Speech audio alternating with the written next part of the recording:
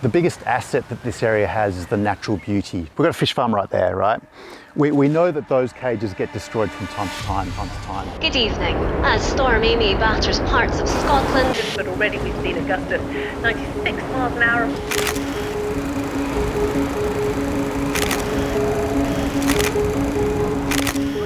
Yeah, Storm Amy, the Gorston farm up Loch Linnhe, lost out of one pen, they lost 75,000 salmon as far as we're aware, and they've all escaped into the sea.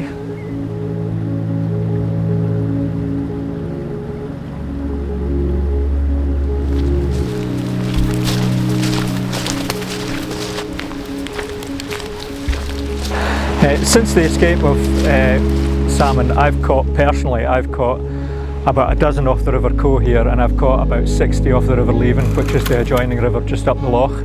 Between myself and other anglers in the systems round here, including the River Lochie, we've certainly taken over 300 to 400 of these fish, but that still leaves 70,000 plus somewhere swimming. These fish will breed with wild salmon, and they do a thing called genetic integration, is that they will breed with the wild salmon, and what happens is they breed out the ability of the wild salmon to return to its native river. And this is, you know, the lifeblood of a valley, the river, and the life that surrounds it, and everything is integrated, the whole environment, and the loss of the salmon is a loss of a major contributor to nature. You know, once you lose these genes out of a river, that wild stock, they won't come back. There's nothing left, it's gone. Any other form of agriculture, that would be a complete disaster.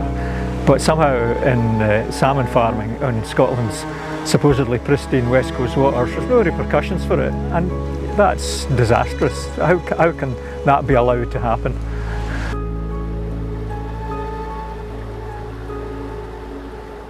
As long as there are farms in these lochs, and especially the plans for these big super farms, as was recently agreed in Loch Long, where they got planning permission, and proposed at Lurignish, which is very near here.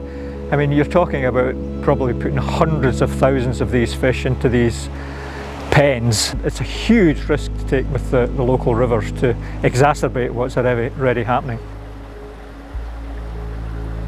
These are companies that are registered in different countries, so you know, Scotland's assets are getting stripped and its environment is getting trashed for these companies to send their money elsewhere.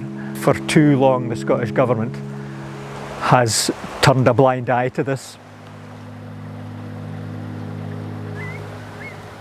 Those things, they're open net cages, so water is actually able to move through those fairly effectively. So if you're using the same sort of materials to build these other cages, but now you're turning them into a virtual island, enclosing something that's actually blocking the water from being able to move through it, it's going to have a huge effect, right?